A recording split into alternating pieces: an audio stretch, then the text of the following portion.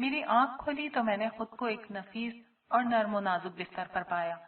नायमा बिस्तर पर मेरे करीब बैठी परेशान निगाहों से मुझे देख रही थी। मेरी आंखें खुलते ही एकदम से उसके चेहरे पर रौनक आ गई। उसने बेख्तियार पूछा, आप ठीक हैं? मैंने जवाब देने के बजाय खुद एक सवाल कर दिया, मैं कहाँ हूँ? उसने कहा, आप मेरे पास मेरे खेमे में हैं। साले आपको इस हाल में यहाँ लाए थे कि आप बेहोश थे। वो खुद कहाँ है?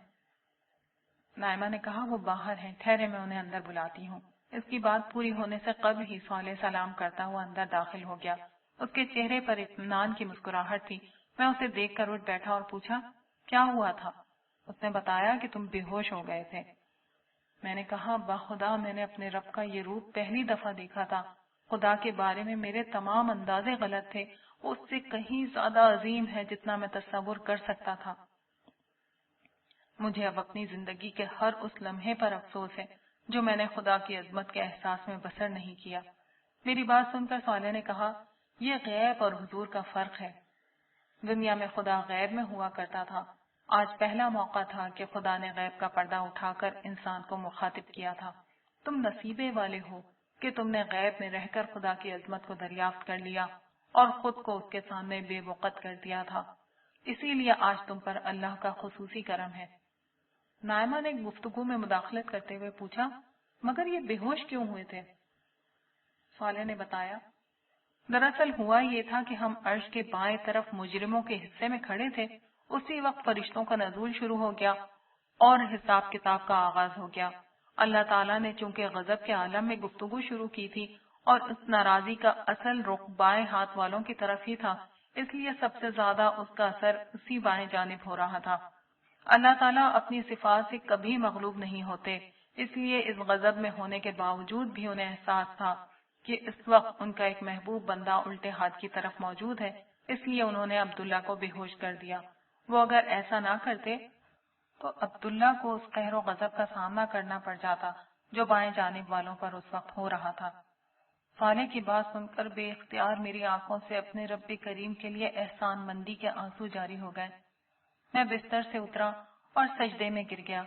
मेरे मुंह से बेइख्तियार ये अल्फाज निकलने लगे, माबूद तूने मुझे कब कब याद नहीं रखा। माँ के पेट से आज के दिन तक तेरी किसी मसरूफियत ने तुझे मुझसे गाफिल नहीं किया और मैंने कभी तेरी करीम हस्ती की कद्र न की। मैंने कभी तेरे किसी एहसान का शुक्र अदा न किया। मैंने कभी तेरी बंदगी का हक अदा न किया। तू पाक है, तू बुलंद है, हर हम तेरे ही लिए है और हर शुक्र तेरा ही है। मुझे मुआफ कर दे और अपनी रहमतों के साए में ले ले। अगर तूने मुझे मुआफ ना किया तो मैं हलाक हो जाऊंगा, मैं बर्बाद हो जाऊंगा। मैं देर तक यही दुआ मांगता रहा। नायमा ने मेरी पीठ पर हाथ फेर कर कहा, अब आप उठिए। आपने तो उम्र भर अल्लाह की मर्जी और पसंद की जिंदगी गुजारी है, मैं आपको जानती हूँ। नायमा की बात सुनकर मैं खामोशी से उठ खड़ा हुआ और उसे देखते हुए बोला, तुम अभी खुदा के एहसानों और उसकी अजमत को नहीं जानती, वगरना कभी ये अल्फाज न कहती। साले ने मेरी तायीद करते हुए कहा, अब्दुल्ला ठीक कह रहा है नायमा। इंसान का बड़े से बड़ा अमल भी खुदा की छोटी सी छोटी इनायत के मुकाबले में कुछ नहीं। खुदा अब्दुल्ला से जबान छीन लेता तो ये अल्फाज नहीं बोल सकता था, हाथ छीन लेता तो लिख नहीं सकता था। हर नेमत और हर तौफीक उसी की थी, इंसान कुछ भी नहीं, सब कुछ खुदा है। नायमा ने इतराफ में सर हिलाते हुए कहा, आप ठीक कहते हैं, मैंने इस पहलू से गौर नहीं किया था। मैंने साले से दरियाफ्त किया, अब हमें कहाँ जाना है? उसने कहा, हिसाब किताब शुरू हो चुका है, तुम्हें वहां पहुंचना होगा, लेकिन पहले एक अच्छी खबर सुनो। मैंने पूछा, वो क्या? उसने कहा, जब हिसाब किताब शुरू हुआ तो अल्लाह ताला ने सबसे पहले उम्मत मुस्लिमा के हिसाब किताब का फैसला किया है और जानते हो, इस अमल में तुम्हारी बेटी लैला निजात पा गई। क्या? मैं हैरत और खुशी के मारे चिल्ला उठा। नायमा बोली, हाँ, साले ठीक कहते हैं, मैं उससे मिल चुकी हूँ। वो अपने बाकी भाई बहनों के साथ दूसरे खेमे में मौजूद है, वहाँ सब आपका इंतजार कर रहे हैं। मैंने साले से अपने बड़े बेटे के मुतालिक पूछा, और जमशेद? जवाब में एक सोगवार खामोशी छा गई। मुझे अपने सवाल का जवाब मिल चुका था। मैंने कहा, फिर मैं वापस हश्र के मैदान में जाना पसंद करूंगा, शायद कोई रास्ता निकल आए। साले बोला, ठीक है, और फिर मेरा हाथ थाम कर खेमे से बाहर आ गया। खेमे से बाहर आकर मेरा पहला सवाल ये था, मैं जमशेद के लिए क्या कर सकता हूँ? उसने कहा, तुम लैला के लिए कुछ नहीं कर सके तो जमशेद के लिए क्या कर सकोगे? क्या तुम अल्लाह ताला को बताओगे कि उसे क्या करना चाहिए? अस्तगफिरुल्लाह, मेरा मतलब हरगिज ये नहीं था। मैंने फौरन जवाब दिया, लेकिन साले की बात पर जमशेद को बचाने का मेरा जोश ठंडा हो चुका था। कुछ देर तवक्कुफ के बाद मैंने दरियाफ्त किया, अच्छा ये बताओ कि मेरे बेहोश होने के बाद हश्र के मैदान में क्या हुआ? साले ने मुझे बताया, तुम जब होश में थे तुम्हें उस वक्त भी पूरी तरह मालूम नहीं था कि वहाँ क्या हो रहा है। इसे पूछना है तो किसी मुजरिम से पूछो। उधर गुरोह दर गुरोह फरिश्ते नाजिल हो रहे थे और उधर मुजरिमों की जान पर बन रही थी। फिर जिस वक्त सजदे में जाने का हुक्म हुआ तो सारे लोग सजदे में थे और ये बदबख्त उस वक्त भी खुदा के सामने सीना ताने खड़े थे। मैंने पूछा, ये उनकी कमर तख्ता हो जाने का नतीजा था? उसने कहा, हाँ, ये उनकी सजा थी। इसके बाद जब अल्लाह ताला ने दरियाफ्त किया कि मैं बादशाह हूँ, मेरे सिवा और बादशाह कहाँ हैं, उस वक्त भी यही मुजरिम सीना ताने उसके सामने खड़े थे। काश तुम देख सकते कि उस वक्त इन मुजरिमों के साथ क्या हो रहा था। उनके दिल कटे जा रहे थे, कलेजे मुंह को आ रहे थे, आंखें खौफ और दहशत से फटी हुई थीं। मुजरिम बेबसी से अपनी उंगलियां चबा रहे थे, मगर मजबूर थे कि उस वक्त भी सारी कायनात के बादशाह के सामने सीना तान कर खड़े रहे। फिर क्या हुआ? मैंने हैरत से पूछा। तो साले ने बताया, जाहिर है हिसाब किताब तो फर्दन फर्दन होना था, लेकिन इस मौके पर मुजरिमों के सामने उनका अंजाम बिल्कुल नुमायां कर दिया गया था। वो इस तरह के जहन्नुम का दहाना मुकम्मल तौर पर खोल दिया गया, जिसके बाद मैदान हश्र के बाएं हिस्से का माहौल इंतहाई खौफनाक हो गया। जहन्नुम गोया जोश के मारे उबली जा रही थी। ऐसा लग रहा था जैसे वो मुजरिमों को देखकर शिद्दत गजब से फटी जा रही हो। उसके दहाड़ने की आवाजें दूर दूर तक सुनी जा रही थीं और उसके शोले बेकाबू होकर बाहर निकले जा रहे थे। ये शोले इतने बड़े थे कि उनसे उठने वाली चिंगारियां बड़े बड़े महल्लात जितनी वसी और अरीज थीं। उनके बुलंद होने से गोया जर्द ऊंटों के रक्स का समा बन गया था। न पूछो कि ये सब कुछ देखकर लोगों की हालत क्या हो गई। उन्हें महसूस हो रहा था कि इससे कब्ल हश्र की जो सख्तियां थीं वो कुछ भी नहीं थीं। मैंने पूछा कि हिसाब किताब कैसे शुरू हुआ? उसने बताया कि सबसे पहले हजरत आदम अलैहिस्सलाम को पुकारा गया, जो पूरी इंसानियत के बाप और पहले नबी थे। उन्होंने अर्ज किया, मैं हाजिर हूँ और तेरी खिदमत में मुस्तैद हूँ और सब भलाइयाँ तेरे दोनों हाथों में हैं। हुक्म हुआ, अपनी औलाद में से अहले जहन्नम को अलग कर लो। उन्होंने दरियाफ्त किया, कितनों को अलग कर लूं? आवाज आई, हर 1000 में से 999। तुम अंदाजा नहीं कर सकते अब्दुल्ला, ये सुनकर हश्र के मैदान में क्या कोहराम मच गया था। मैंने पूछा, लेकिन इतनी बड़ी तादाद में लोगों की जहन्नम का फैसला क्यों हुआ? साले ने कहा, ये फैसला नहीं, इस बात का इजहार था कि मैदान हश्र में जो लोग मौजूद हैं उनमें से हर 1000 में से एक ही इस काबिल है कि जन्नत में जा सके। दरअसल इंसानियत मजमूई तौर पर ईमान और अखलाक के इम्तिहान में बुरी तरह फेल हुई। चुनांचे अल्लाह ताला के अदल के तहत उसूली तौर पर उतने ही लोग जहन्नम के मुस्तहिक हो चुके हैं, मगर जैसा कि रसूलुल्लाह सल्लल्लाहु अलैहि वसल्लम ने दुनिया ही में बता दिया था कि अल्लाह ताला की रहमत के 100 हिस्से किए जाएं, तो उनकी रहमत का सिर्फ एक हिस्सा दुनिया में जाहिर हुआ था और बाकी 99 हिस्से उसने आज के दिन के लिए रोक रखे थे। चुनांचे उसकी रहमत का ज़हूर हुआ और उसने नाकाम लोगों की जहन्नम का फैसला सुनाने के बजाय पहले मरहले पर उन लोगों को बुलाने का फैसला किया जिनके कामयाब होने और निजात पाने के इम्कानात सबसे ज्यादा थे। मैंने पूछा, यानी मजमूई तौर पर अच्छे लोग? उसने कहा कि हाँ, हर उम्मत के उन लोगों को जिनकी निजात बस एक रस्मी हिसाब किताब का तकाजा करती है। इस अमल का आगाज उम्मत मुस्लिमा से शुरू हो चुका है, फिर दीगर उम्मतों का नंबर भी जल्द आ जाएगा, क्योंकि कुल इंसानी आबादी में से ऐसे लोग सिर्फ 1% ही हैं। बाकी लोगों का मामला वो बाद में देखेंगे।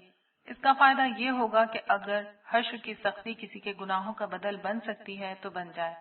ये कहते हुए साले लम्हा भर को रुका और फिर ताज्जुब से बोला, वैसे मैं दूसरे लोगों के लिए ज्यादा इम्कानात नहीं देखता। मैंने पूछा, क्यों? उसने कहा, इसकी वजह शिर्क है। अल्लाह ताला शिर्क के मामले में बहुत गैरतमंद है, تم جانتے ہو کہ انسانیت کا ہر دور میں سب سے بڑا مسئلہ شرک ہی رہا ہے۔ اسی شرک کی وجہ سے آج سب سے زیادہ لوگ مارے جائیں گے، کیونکہ شرک کی معافی کا امکان نہ ہونے کے برابر ہے۔ ہاں، کسی کے حالات اور ماحول کا کوئی عذر ہوا تو خیر ہے، وگرنہ شرک کرنے والے کسی شخص کے لیے آج نجات کی معمولی سی بھی کوئی امید نہیں۔ میں نے دریافت کیا، چاہے وہ مسلمان ہو؟ صالح نے کہا، ہاں۔ شرک جہنم کی آگ کا شعلہ تھا، آج یہ لازماً ہر اس شخص کو جلائے گا جس نے اللہ کے سوا کسی اور کو اس کی ذات، صفات یا حقوق و اختیارات میں شریک ٹھہرایا تھا، غیر اللہ کی عبادت کی تھی، اس سے دعا مانگی تھی، اس کو سجدہ کیا تھا، اس کو خدا کا شریک سمجھا تھا اور صفات و اختیارات الہی میں حصے دار ٹھہرایا تھا۔ اللہ اکبر، لا الہ الا اللہ، میرے منہ سے بے اختیار نکلا۔ پھر میں نے چلتے چلتے صالح سے پوچھا، ایک بات میری سمجھ میں نہیں آئی، وہ یہ کہ اولین سے آخرین تک مسلمانوں کی تعداد کروڑوں بلکہ اربوں میں تھی، تو پھر لیلا کا نمبر بالکل ابتدا ہی میں کیسے آ گیا؟ اس نے کہا، تم کیا سمجھتے ہو کہ اللہ تعالیٰ شناختی کارڈ دے کر فیصلہ کرتے ہیں کہ کون مسلمان ہے اور کون نہیں؟ مطلب یہ کہ مسلمانوں کی غالب ترین اکثریت نے اپنے لیے مسلمان ہونے کی شناخت پسند ہی نہیں کی۔ بیشتر لوگوں کے لیے ان کا اپنا فرقہ، اپنے اکابرین اور اپنا مسلک ہی اصل شناخت بنا رہا۔ چنانچہ آج کے دن جب امت مسلمہ کا حساب کتاب شروع ہوا تو پہلے پہل صرف ان لوگوں کو بلایا گیا جو صدق دل کے ساتھ توحید کے ماننے والے اور ہر قسم کی فرقہ واریت سے اوپر اٹھ کر صرف رسول اللہ صلی اللہ علیہ وسلم کی طرف اپنی نسبت کرنے والے، ہر طرح کی بدعتوں اور انحراف سے اپنے دین کو محفوظ رکھنے والے لوگ تھے۔ یہ وہ لوگ تھے جنہوں نے کبھی حق کے معاملے میں اپنے تعصبات اور وابستگیوں کو اہمیت نہیں دی۔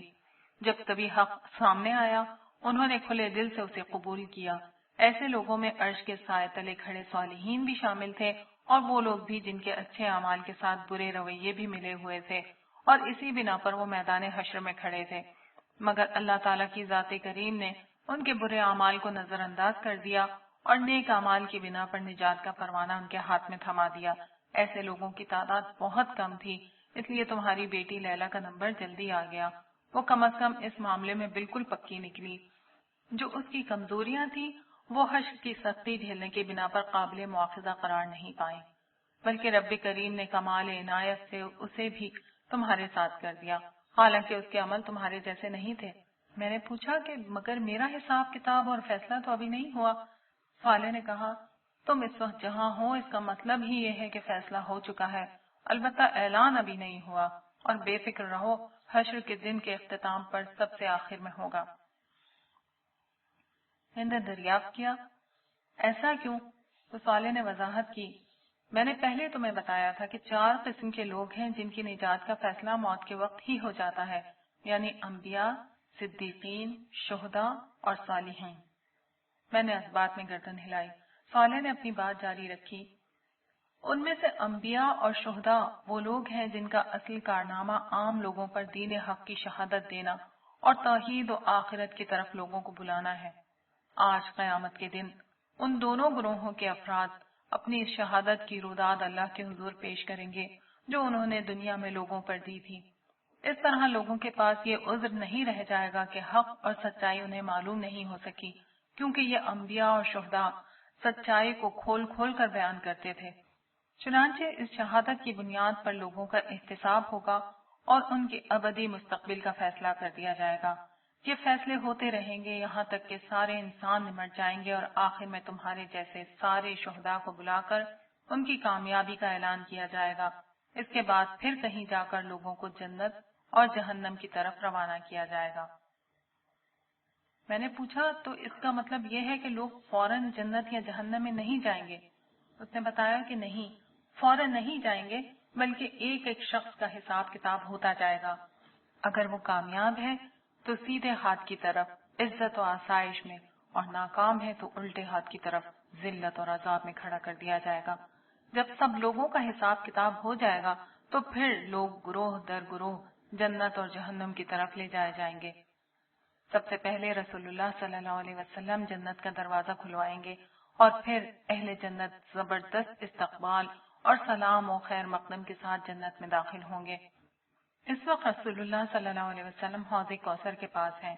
आपकी उम्मत में से जिस किसी का हिसाब किताब हो जाता है और वो कामयाब होता है तो उसे पहले हुजूर के पास लाया जाता है, जहाँ जाम कौसर से उसकी तवाज़ो होती है, जिसके बाद वो न सिर्फ हश्र की सारी सख्ती और प्यास भूल जाता है, बल्कि आइंदा फिर कभी प्यासा नहीं होता। वैसे तुम्हें जाम कौसर याद होगा। अभी हम बातें कर ही रहे थे कि सदा बुलंद हुई। उम्मत मोहम्मदिया के कामयाब लोगों का हिसाब मुकम्मल हो गया है। अब उम्मत ईसवी का हिसाब शुरू हो रहा है। ईसा इब्ने मरियम मसीह अलैहिस्सलाम अल्लाह के रसूल और बनी इसराइल के आखिरी पैगंबर परवरदिगार आलम की बारगाह में हाजिर हों। मैंने सवालिया नजरों से सौले को देखा तो उसने कहा, अब हजरत ईसा अलैहिस्सलाम अपनी कौम पर गवाही देंगे। वो अल्लाह ताला के सवाल के जवाब में अपनी तालीमात का खुलासा पेश करेंगे। ये अपनी कौम के मुजरिमीन के खिलाफ उनकी शहादत होगी और सही अकीदे और अमल वालों के हक में ये एक नौयत की शफात बन जाएगी। इसके बाद उनकी उम्मत में से जिन लोगों के अकीदे बिल्कुल उस तालीम के मुताबिक हुए, उनकी गलतियां अल्लाह ताला नजरअंदाज कर देंगे और सरसरी हिसाब किताब के बाद वो सब कामयाब करार पाएंगे। मैंने पूछा, क्या यही कुछ मुसलमानों के मामले में हुआ था? साले ने बताया कि हाँ, सबसे पहले नबी आखिरुज़्ज़मा सल्लल्लाहु अलैहि वसल्लम को बुलाया गया था और उन्होंने गवाही दी थी। ये गवाही आपका इनकार करने और आपकी नाफरमानी करने वालों के खिलाफ एक शहादत बन गई। काश तुम वो मंजर देख लेते जब उनमें से हर शख्स की ख्वाहिश ये हो गई थी कि जमीन फटे और वो उसमें समा जाए। अलबत्ता ये शहादत लैला जैसे लोगों के हक में शफाअत बन गई। गर्चे निजात की असल वजह ये थी कि उनका ईमान और अमल मजमूई तौर पर हुजूर की शहादत के मुताबिक था। मैंने कहा कि इसका मतलब है कि अभी उम्मत मुस्लिमा के सिर्फ उन लोगों को निजात मिली है जिनका अकीदा और अमल हुजूर की तालीमात के मुताबिक था। साले ने कहा कि हाँ, उनकी गलतियां नजरअंदाज कर दी गईं और यही दीगर अंबिया की उम्मतों के साथ होगा। अंबिया की उम्मतों के उन लोगों को निजात मिल जाएगी जिनका अकीदा और अमल मजमूई तौर पर उनके नबी की तालीमात के मुताबिक था। उसके बाद मैदान हश्र में सिर्फ मुजरिम और नाफरमान ही फैसले के मुंतजिर रह जाएंगे। मैंने पूछा कि फिर क्या होगा? उसने कहा, इसके बाद उमूमी हिसाब किताब शुरू होगा। तमाम उम्मतों के हिसाब किताब का पहला मरहला वो है जिसमें सालिहीन की कामयाबी का ऐलान हो रहा है और लैला जैसे लोगों को रस्मी हिसाब किताब के बाद फारिग किया जा रहा है। इसके बाद उमूमी हिसाब किताब शुरू होगा जिसमें आमाल की पूरी जांच पड़ताल के बाद फैसला होगा। जाहिर है इसके नतीजे में सारे मुजरिमीन जद में आ जाएंगे। अलबत्ता अहले ईमान में से बहुत से लोग अपने गुनाहों के बावजूद अल्लाह की रहमत की बिना पर निजात पाएंगे और उनके मीजान का दायां पलड़ा भारी हो जाएगा। उनका मैदान हश्र में ख्वार और खराब होना उनकी माफी का बहाना बन जाएगा। इसी को मैं उमूमी हिसाब किताब कह रहा हूँ। अलबत्ता कुछ लोग होंगे जिनको आखिरी वक्त के लिए रोक लिया जाएगा और हिसाब किताब के लिए नहीं बुलाया जाएगा। ये वो मोमिन होंगे जिन पर गुनाहों का बोझ बहुत ज्यादा होगा। उन लोगों के लिए इंतजार का ये इंतहाई तवील वक्त हजारों बल्कि शायद लाखों साल तक चलता जाएगा, जिसमें उन्हें बदतरीन सख्तियां, मुसीबत और परेशानियां झेलनी होंगी। फिर कहीं जाकर उनकी निजात का कोई इम्कान पैदा होगा। वो इम्कान अल्लाह ताला की इस रहमत का ज़हूर है कि वो अपने अदल के मुताबिक लोगों को मुकम्मल सजा देने के बजाय हश्र की सजा को उनके गुनाहों का कफारा बना देगा और इसके बाद उनकी माफी का सबब अपने नबियों और खास कर रसूलुल्लाह सल्लल्लाहु अलैहि वसल्लम की उस दरख्वास्त को बना देगा कि उनका हिसाब किताब भी कर ही दिया जाए। मैंने ताज्जुब से कहा, मगर हश्र की इतनी तकलीफ उठाना और फिर निजात पाना तो कोई अच्छा तरीका नहीं हुआ। साले ने जवाब में कहा, अच्छा तरीका बताने ही तो अंबिया कराम आए थे कि ईमान लाओ, अमल साले करो और कोई गलती हो जाए तो माफी मांग लो। निजात का सबसे सादा और आसान नुस्खा यही था, मगर नबियों की बात किसी ने सुनी ही नहीं और आज इसका नतीजा भुगत लिया। मैंने उसकी तायीद करते हुए कहा, तुम ठीक कह रहे हो, ये तो बड़ी खराबी और ख्वारी के बाद माफी हुई है। मैं तो लैला की परेशानी नहीं देख सका था जो इब्तिदा ही में निजात पा गई, तो उन लोगों का क्या होगा जो आखिर तक इंतजार करते रहेंगे और हश्र की सख्तियां और मसाइब बर्दाश्त करते रहेंगे। साले ने कहा, मेरे भाई, तुमने लैला को जिन हालात में देखा था वो तो बहुत अच्छे थे, लेकिन अब मैदान हश्र का माहौल बहुत भयानक हो चुका है। इसकी वजह यह है कि जहन्नम का दहाना मुकम्मल तौर पर खोल दिया गया है। جس کے بعد صرف حشر کی گرمی ہی نہیں بلکہ جہنم کا نظارہ اور اس میں جانے کا امکان بھی لوگوں کو مارے ڈال رہا ہے۔ اللہ تعالیٰ کا غضب مجرموں پر بھڑک رہا ہے۔ لوگ اپنے سامنے تباہی اور رسوائی کے دروازے کھلے دیکھ رہے ہیں۔ یہ سب اتنا ہولناک ہے کہ انسان کی برداشت سے باہر ہے۔ سب سے بڑی بات یہ ہے کہ کسی کو نہیں معلوم کہ اس کے ساتھ کیا ہوگا، اس لیے اس وقت تم اہل محشر کے خوف اور ان کی ذہنی اور جسمانی عذاب اور نفسیاتی اذیت کا اندازہ نہیں کر سکتے۔ میں دل میں سوچنے لگا، کیا یہی وہ طریقہ تھا جس کے ذریعے سے لوگ نجات کی آس لگائے بیٹھے تھے؟ کاش لوگ دنیا ہی میں سمجھ لیتے کہ نجات کا انحصار ایمان اور عمل صالح پر ہوگا۔ حضور صلی اللہ علیہ وسلم نے ساری عمر اسی کی دعوت دی تھی، مگر لوگوں کی خوش فہمیوں کا کیا کیجیے؟ حضور کی اصل دعوت کو انہوں نے پیچھے پھینک دیا اور اپنے گمانوں کی جھوٹی دنیا آباد کر لی۔ ان کا خیال تھا کہ وہ کچھ بھی نہ کریں، شفاعت انہیں بخشوا دے گی، مگر آج یہ بالکل واضح ہو چکا ہے کہ نجات ایمان اور عمل صالح پر ملے گی۔ ہر وہ بڑا گناہ جس کی توبہ نہیں کی، اس کی سزا آج حشر کی سختی اور جہنم کے بھیانک سائے تلے بھگتنا پڑے گی۔ اے کاش کے لوگوں کو یہ بات آج سمجھ آنے کے بجائے دنیا ہی میں سمجھ آ جاتی تو ان کی ساری زندگی توبہ کرتے گزرتی۔ میں اپنی سوچوں میں گم تھا کہ صالح نے مجھے دیکھ کر کہا، میرا خیال ہے کہ حوض کوثر پر جانے سے قبل حضرت عیسیٰ علیہ السلام کی گواہی کا منظر دیکھ لیتے ہیں، پھر رسول اللہ صلی اللہ علیہ وسلم کے پاس چلیں گے۔ ہم ایک دفعہ پھر میدان حشر میں آ چکے تھے، مگر اس دفعہ ہم عرش الہی کے دائیں طرف کھڑے تھے۔ عرش الہی کی تجلیات سے زمین و آسمان منور تھے۔ کامیاب لوگوں کے لیے یہ تجلیات مسرت و شادمانی کا پیام تھی، جبکہ مجرموں پر یہ قہر بن کر نازل ہو رہی تھی۔ عرش الہی کے چاروں طرف فرشتے ہاتھ باندھے حلقہ در حلقہ کھڑے تھے۔ سب سے پہلے حاملین عرش تھے اور ان کے بعد درجہ بدرجہ دیگر فرشتے۔ ان فرشتوں کی زبان پر حمد، تسبیح اور تکبیر و ثنا کے کلمات تھے۔ حضرت عیسیٰ علیہ السلام اللہ تعالیٰ کی بارگاہ میں حاضر ہو چکے تھے، جبکہ اول سے آخر تک سارے عیسائیوں کو میدان حشر میں موجود فرشتوں نے دھکیل کر عرش کے قریب کر دیا تھا۔ ارشاد ہوا، عیسیٰ ابن مریم قریب آؤ۔ فرشتوں نے سیدنا عیسیٰ علیہ السلام کے لیے رستہ چھوڑ دیا اور وہ چلتے ہوئے عرش الہی کے بالکل قریب آ کھڑے ہوئے۔ ان کے ہاتھ بندھے ہوئے اور گردن جھکی ہوئی تھی۔ ارشاد ہوا، عیسیٰ تم نے اپنی قوم کو میرا پیغام پہنچا دیا تھا، تمہیں کیا جواب ملا؟ انہوں نے فرمایا، مالک مجھے کچھ علم نہیں، غیب کا علم تو صرف تجھے ہے۔ ان کی یہ بات اس حقیقت کا بیان تھی کہ حضرت عیسیٰ علیہ السلام کو معلوم نہ تھا کہ ان کی امت نے ان کے بعد دنیا میں کیا کیا۔ حضرت عیسیٰ علیہ السلام کے اس جواب پر میدان حشر میں خاموشی چھا گئی۔ کچھ لمحے بعد آسمان پر ایک دھماکہ ہوا، تمام نظریں آسمان کی طرف بلند ہو گئیں۔ آسمان پر ایک فلم سے چلنے لگی۔ اس فلم میں عیسائی حضرت عیسیٰ اور حضرت مریم علیہ السلام کے مجسموں کے سامنے سر ٹیک رہے تھے۔ بازاروں میں صلیب پکڑے ہوئے لوگ جلوس نکال رہے تھے۔ گرجوں میں مسیح و مریم کی پرستش ہو رہی تھی۔ مسیح کو مشکل کشا سمجھ کر ان سے مدد مانگی جا رہی تھی۔ ان کی تعریف کے نغمے گائے جا رہے تھے۔ پادری تقریروں میں انہیں خدا کا بیٹا ثابت کرنے کے لیے ایڑی چوٹی کا زور لگا رہے تھے۔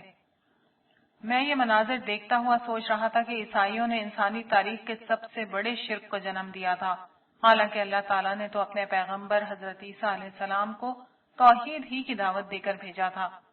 ان کے زمانے میں یہودیوں نے شریعت موسوی میں طرح طرح کی فقہی موشگافیاں کر کے اس پر عمل کو بہت مشکل بنا دیا تھا۔ ان لوگوں نے خدا اور بندے کے ایمانی اور محبت آمیز تعلق کو ایک بے روح قانونی تعلق میں بدل دیا تھا۔ چنانچہ وہ چند ظاہری اور معمولی اعمال پر تو خوب زور دیتے، لیکن ایمان و عمل صالح سے متعلق تمام اخلاقی احکامات کے معاملے میں ان پر غفلت طاری تھی۔ ایسے میں ان کی طرف سیدنا عیسیٰ علیہ السلام کی بعثت ہوئی۔ آپ نے بڑی شدت سے بنی اسرائیل کی ظاہر پرستی اور اخلاقی دیوالیے پن پر تنقید کی۔ اپنے زمانے کے مذہبی لوگوں پر تنقید کرتے ہوئے انہوں نے فرمایا تھا، اے ریاکار فقیہو اور فریسیو، تم پر افسوس کہ تم بیواؤں کے گھروں کو دبا بیٹھتے ہو اور دکھاوے کے لیے نمازوں کو طول دیتے ہو، تمہیں زیادہ سزا ہوگی۔ اے ریاکار فقیہو اور فریسیو، تم پر افسوس کہ پودینہ، سونف اور زیرہ کی پیداوار پر تو زکوٰۃ دیتے ہو، پر تم نے شریعت کی زیادہ بھاری باتوں یعنی انصاف اور رحم اور ایمان کو چھوڑ دیا ہے۔ लाजिम था कि ये भी करते, वो भी ना छोड़ते। ए अंधे राह बताने वालों, जो मच्छर को तो छानते हो और ऊंट को निगल जाते हो, ए रियाकार फकीयों और फरीसियों, तुम पर अफसोस के प्याले और अकाबी को ऊपर से साफ करते हो मगर वो अंदर लूट और नापरहेजगारी से भरे हुए हैं। ए अंधे फरीसी, पहले प्याली और अकाबी को अंदर से साफ कर ताकि ऊपर से भी साफ हो जाएं। ए रियाकार फकीयों और फरीसियों, तुम पर अफसोस कि तुम सफेदी फिरी हुई कब्रों की मानिंद हो जो ऊपर से तो खूबसूरत दिखाई देती हैं लेकिन अंदर मुर्दों की हड्डियों और हर तरह की नजासत से भरी हैं। इसी तरह जाहिर में तुम भी लोगों को रास्तबाज दिखाई देते हो मगर बातिन में बेदीनी और रियाकारी से भरे हो। आपकी इस तनकीद पर यहूदी आपके सख्त दुश्मन हो गए और यहाँ तक कि वो आपके कत्ल पर आमादा हो गए, मगर अल्लाह ताला ने आपको उनके मकर से बचाकर अपनी तरफ उठा लिया। बदकिस्मती से मसीह के बाद सेंट पॉल नामी आपके एक कट्टर यहूद दुश्मन ने आपकी पैरवी का लिबास पहनकर आपकी पूरी तालीमात को मस्त करके रख दिया। एक तरफ उसने ऐलान किया कि शरीयत की पाबंदी सिर्फ यहूदियों के लिए जरूरी है, दीगर लोगों के लिए नहीं। दूसरी तरफ उसने हजरत ईसा अलैहिस्सलाम और उनकी वालदा को अलूहियत के मकाम पर फाइज कर दिया। चुनांचे आहिस्ता आहिस्ता ईसाइयत दुनिया का सबसे बड़ा मुशरिकाना मजहब बन गई। ईसाई मसीह को खुदा का बेटा समझते, मुश्किल कुशा समझकर हर मुसीबत में उनका नाम लेते, मगर ये एक झूठ था जिसका झूठ होना आज बिल्कुल खुल गया है। मैं ये सब सोच ही रहा था कि मैदान हश्र में ईसाइयों की रोने की सदाएं बुलंद होने लगी। ईसाइयों को अपने करतूत साफ नजर आने लगे थे और उनका भयानक अंजाम जहन्नम की शक्ल में मुंह खोले उनके सामने खड़ा था। यकायक बहुत से मसीही चिल्लाने लगे, खुदावन, हमने मसीह की तालीम पर अमल किया था, तूने अपने मसीह को हमारी तरफ भेजा, उसने हमें बताया कि वो तेरा बेटा है जिसे तूने हमारी निजात के लिए भेजा है। एक तेज डांट फजा में बुलंद हुई और सब लोग ठिठक कर खामोश हो गए। मसीह से पूछा गया, ईसा, क्या तुमने उन लोगों से कहा था कि अल्लाह को छोड़कर मुझे और मेरी माँ को अपना माबूद बना लो? गर्चे ये एक सादा सा सवाल था मगर ये सुनते ही हजरत ईसा अलैहिस्सलाम पर लर्जा तारी हो गया। उनके पाँव के लिए उनका बोझ उठाना मुश्किल हो गया। ये देखकर अल्लाह ताला ने फरमाया, ईसा, तुम मेरे महबूब पैगंबर हो, मेरे पैगंबर मेरे हुजूर डरा नहीं करते, इत्मीनान से मेरी बात का जवाब दो। इस जुमले के साथ ही दो फरिश्ते हजरत ईसा अलैहिस्सलाम के करीब आए और उन्हें सहारा देकर एक नशिस्त पर बिठा दिया। ये मंजर इंतहाई इबरतनाक था। सैयदना ईसा अलैहिस्सलाम खुदा के एक इंतहाई अजीज और महबूब पैगंबर थे, मगर बदकिस्मती से वही इंसानी तारीख की ऐसी हस्ती बन गए जिन्हें सबसे बड़े पैमाने पर अल्लाह ताला के मुकाबले में ला खड़ा किया गया। उनसे दुआ और मनाजात की जाती, उनकी हम्दो तारीफ की जाती, उनकी इबादत और परस्तिश की जाती, मगर आज अल्लाह ताला के एक सवाल पर उनकी जो हालत हो गई थी वो उनको खुदा समझने वालों को खून के आंसू रुलाने के लिए बहुत थी। आज सब ने जान लिया था कि खुदा के मुकाबले में किसी की कोई हैसियत नहीं है। मैंने दिल में सोचा कि एक एक करके खुदा के ऐसे ही दीगर साले बंदे आएंगे जिन्हें दुनिया में लोग ऐसे नामों और सिफात से पुकारते थे जो सिर्फ खुदा को जेब देती हैं, मगर आज उनमें से हर शख्स इनकार कर देगा कि हमने लोगों से इस नौयत की कोई बात कही थी। हर एक का हाल ये होगा कि मसीह की तरह किसी में भी खुदा के सामने खड़े होने की ताकत नहीं होगी। काश उनके नाम पर धोखा खाने वाले लोग खुदा की ये अजमत पहले ही दरियाफ्त कर लेते। काश लोग इंसानों को खुदा के मुकाबले में ना लेकर आते। इस दौरान में हजरत ईसा अलैहिस्सलाम पर से खशियत इलाही का गलबा कुछ कम हुआ तो वो कुर्सी से खड़े हुए और अर्ज करने लगे, आका तू पाक है, मेरे लिए कैसे रवा था कि मैं वो बात कहूँ जिसका मुझे कोई हक नहीं। अगर मैंने ये बात कही होती तो तू उसे जानता होता। मैंने तो उनसे वही बात कही जिसका तूने मुझे हुक्म दिया कि अल्लाह की बंदगी करो, जो मेरा भी रब है और तुम्हारा रब भी। और मैं उन पर गवाह रहा जब तक कि उनमें मौजूद रहा। फिर जब तूने मुझे उठा लिया तो तू ही उन पर निगरान रहा और तू तो हर चीज पर गवाह है। अगर तू उनको सजा दे तो ये तेरे बंदे हैं और अगर तू उन्हें बख्श दे तो तू गालिब और हिकमत वाला है। ये सुनकर अल्लाह ताला ने फरमाया, आज सिर्फ सच्चाई अपने इख्तियार करने वाले सच्चे लोगों को फायदा दे सकेगी। پھر حضرت عیسیٰ علیہ السلام کو رخصت کر دیا گیا اور فرشتوں کو حکم ہوا عیسیٰ کی امت میں سے جس کسی کا علم اور عمل عیسیٰ کے پیغام کے مطابق ہے اسے ہمارے حضور پیش کیا جائے۔